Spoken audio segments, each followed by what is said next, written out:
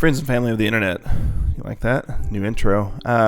This video is going to be a little different. So most of you guys that are here know that I usually do reaction videos, usually to rock type things, hoping to branch out a little bit.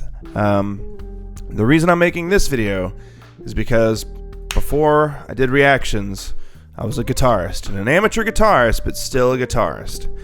And there's been big news in the guitar industry. So a week ago today, so I'm recording this March the 20th, a week ago today, March the 13th, Josh Scott from JHS Pedals, if you don't know who that is, you're missing out. He's a hysterical human being with an awesome fund of knowledge, and he just seems like a really nice guy, although I've never met him to confirm that he doesn't run some kind of like drug ring or anything, but seems pretty nice from what I could tell on YouTube.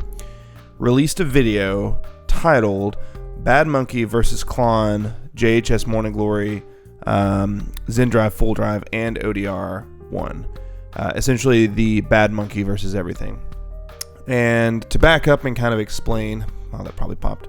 To back up and kind of explain what is going on in this video is going to take a little history. So the Digitech Bad Monkey, which should be up on your screen somewhere right now, future me, is a overdrive pedal released in 2004. And for those of you that don't play guitar, Digitech is known for a couple of things. So whenever I was starting to play guitar, I had a Digitech multi-effects pedal, which in hindsight now was not great. It was very, very affordable and had a whole, essentially had everything that you could possibly want in a multi-effects pedal. Now, given I was also running it into a solid state amp, that was also not great. So my setup in general was just not, it was what I needed at the time to sit in my bedroom and practice guitar. Digitech tends to be some of the more affordable options for pedals. So they make a whole line of, delays, overdrives, distortions, you name it, they've probably got one. I believe they're made in China, and for reference, as of, well, I'm going to say me making this video, for reference, the Bad Monkey, which is the pedal we're talking about now, had an MSRP of, I believe, $60, which for comparison, a lot of your so JHS pedals, which Josh Scott owns, runs, and designs, usually sell for $140 to $150 depending. There's some that sell for more, some that sell for a little less, but if you're getting a pedal that if you're getting a pedal that has a lot of hype behind it, essentially, or it tends to be, one of the more popular ones, you're gonna probably have to fork over at least $100, if not more. So the MSRP for the Bad Monkey was $60, and it was okay. It definitely it was very polarizing. People didn't have a great, it wasn't like heralded as one of these classic, holy grail type things. It was, some people used it, most famously Gary Moore, and it was out there. It's been out since 2004, and at least prior to the video that we're discussing here, you could pick one up used for about the same price. I actually don't know if they still make them or not.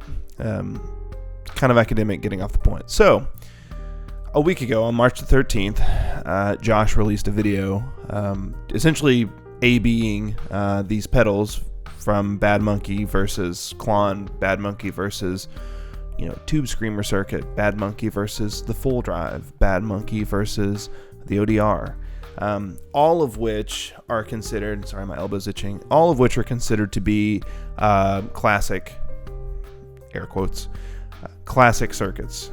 Some more famous and more sought after than others, specifically the Klon, which would run you several $1,000s to get one of the originals. Others which are still pretty obtainable but are going to set you back a few $100s. So, do with that what you will. And in the video, the A-B comparison, Josh is playing, essentially one chord progression song mix with a couple of people who are hysterically dressed as a monkey and a banana, and essentially comparing them. And what, at least by my ears, came of that was that the Bad Monkey really, depending on how you dial it in, like a lot of this is user capability, and of course he designs pedals, so if you've got the time to sit there and dial it in, what he found was that the Bad Monkey could essentially emulate every single one of those pedals pretty reasonably. And when you consider the fact that it was only $60 and can do all of those things, so that was the whole video, and it's been really interesting to see. So as of right now, that video has 250,000 views or so, and there are a lot of folks in the guitar community that are responding to this, because the sentiment that is coming out of that's coming out of the internet is that pedals sound the same. It kind of, yeah. There's a lot of hype that goes into these unobtainium type things, right? So you have Dumble amps, and you have the Klon Centaur, and you have your Burst Les Pauls, and your vintage Stratocasters, and I'm not doubting the validity in. There's just some element of I don't even know how to explain it. It's like an aura. There's something different about playing some of those things. Having said that, the price you pay to get them is oftentimes stupid, for lack of a better way of putting it. And respect to Josh, I mean, he compared one of his JHS Morning Glory is actually a circuit clone, I believe, of the Blues Breaker. I only own one JHS pedal, and I'm not super plugged into what his line equates to. But, it raised some eyebrows. And interestingly enough, now, as I'm making this video, I just checked, and the cheapest Bad Monkey Overdrive on Reverb, which is a marketplace for music gear, is $160 plus shipping. So essentially the reception of this YouTube video has caused the price of that pedal to double to almost triple, which I think is hysterical. I just wanted to make a quick video talking about this because I wanted to gauge your input. If you haven't watched the video, please watch it. And if I know a lot of my viewers may not be super plugged into the whole music industry. A lot of you guys may not play music, you may listen to music, but to kind of put this into perspective, there are hundreds of records that rely on these pedals for the sound that you're hearing. So anywhere from Jimi Hendrix and his fuzz and his wah to John Mayer and his tube screamer and his Klon and his Dumbles, and literally almost every single thing that you would have a hard time normally obtaining is probably on John Mayer's pedal board or his rig. Movie recording, stop. Okay. God, that's embarrassing. Card full.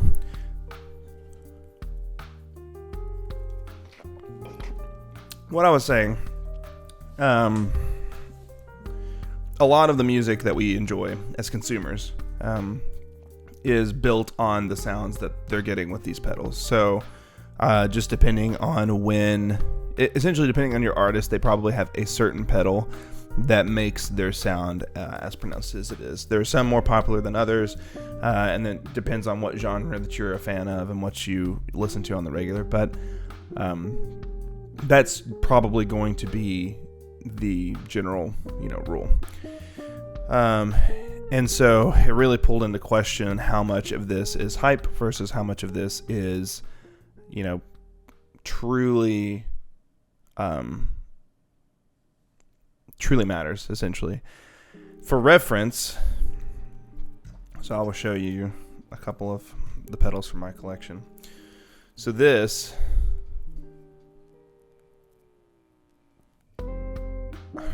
the lighting's so bad, it's out of focus. This is a Wampler Tumnus, the mini version. This is a Klon clone. And this set me back probably, I think I bought it new. It was the first pedal that I ever owned because I watched a Anderton's Music video about the Klon, which I didn't know a lot about at the time either.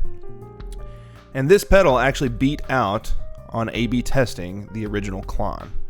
So this pedal, which is available on Amazon, right? So it's commercially available. You don't have to get on a waiting list. You don't have to, sell your kidney or your firstborn child, which, might be worth it, honestly.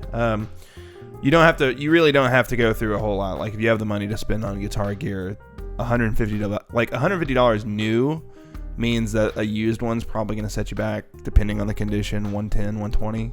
And that's pretty standard. Like if you're building a pedal board, then you're probably okay with spending that amount of money. And essentially this was the first pedal that I owned. This is a Klon clone that won a shootout that Captain Lee Anderton and Danish Pete did themselves. I think Danish Pete was the only one ranking them, and he's a phenomenal guitar player. I would trust that guy with my life and my tone, apparently. So that's that. That was the first pedal I ever owned. And even that, in that video, was a comparison of 8 different circuits made to emulate the sound that people pay $7,000 for a pedal. Like it's, the price per square foot of that pedal is outrageous. Probably something like $14,000 per square foot. For reference, most of your mansions don't cost that much. So, and then another pedal from my collection that I think applicable. I don't know if you can see this. I put it in the area of focus. I turn the autofocus off because it tends to just not be a good time. So this is the JHS Bonsai, and this pedal is actually designed by Josh Scott, who's the guy that made the JHS. There you go. This is the guy that made the video, and this is actually I'm not gonna say a copy. It's an admitted clone, right? So it uses the same circuit as these pedals, but it's essentially an all-in-one Tube Screamer pedal. So the Ibanez Tube Screamer is another one of those popular pedals that's been around for 40 years now, 50 years almost, probably. And it comes in different iterations. So you have the OD1, you have an 808, you have the 9, the 10, plus a couple mods. So there's a Keeley mod, there's a JHS mod, all of which give slightly different sounds, but are based on the same circuit. And the Tube Screamer, or equivalents, are another pedal that he did a shout out with. He used the TS10, which is the most difficult to obtain version, I believe, in that line of pedals, mostly because John Mayer likes it. Just being honest. John Mayer and his propensity to use the TS10 has kind of skyrocketed the price of those things. Because again, it was another one of those pedals that wasn't super, like, it didn't blow up on its release. It blew up because somebody famous used it. And that pedal, this pedal, which I guess you could consider it to be, nine different iterations, depending on what you're going for in one, is going to set you back about $240, right? So this one's $240, this one's $140 to $150, and that's 2 pedals on a pedal board that may have 8 or 9. So both of these pedals, essentially, for the most part, for lack of a better way of putting it, are shoot-outed compared in this video, and there's not a lot of difference. Just gonna say it. And the bad thing about it is that these pedals right here are clones of the originals, which would probably be more expensive. Actually, probably. The Tumnus is a fantastic pedal. And if you're thinking about scraping together the money to buy a true Klon, you need to listen to this first, because I am of the mind that it's pretty close. per Danish Pete. And it makes you kind of question how much money you're spending on these things. It makes me question how much money I've spent on these things, knowing that I only got the repros, right? So the Tumnus is not something that I really, like, it didn't bankrupt me to buy the top. I didn't take out a loan to buy this pedal. It was like $100. The same thing with the JHS. Again, another fantastic, like, this guitar pedal is so versatile and well designed, and I just like giving Josh Scott my money. I'm gonna be honest with you. He's a nice guy. I like his YouTube videos. I don't want to commit to paying him every month because I'm broke. But he just makes good pedals, and he does a lot of like cool educational stuff that I appreciate. So it makes you question essentially how much money that you're spending on some of these hyped up type deals. Blues Breakers. The Tube Screamer is still pretty affordable. Like, you can get a brand new TS9 for like $100, and a used one for like 75-ish. So it just makes you kind of question, what your priorities are. And the thing about a lot of these pedals is, so I don't know about the Digitech circuit, but the thing about a lot of these pedals is that they do not have the flexibility to change the sound that much, right? So they sound like a Tube Screamer or a Klon or a Clone or whatever it is. They're going to sound like it regardless of how you tweak them, and you may tweak them into different gain stages and that type of thing, which is fine. The thing about this pedal that makes it remarkable is that, or the Bad Monkey referring to, the thing about the Bad Monkey that makes it remarkable is that with 4 knobs, he's able to he's either able to substantially change the sound, or all of these pedals sound alike. I would favor the former, just because I run the Tumnus on my pedal board. I literally pulled the Velcro off. I'll show you that too, just to make sure that you don't think I went and spent $350 on a video that 40 people are going to watch. I pulled the Tumnus off my pedal board, and it's the first gain in my chain. And it runs into this, and then that runs into, I'm not going to pull it off because it's not applicable to this video, but it's the Glove by Electro Harmonics, which is kind of a plexi drive.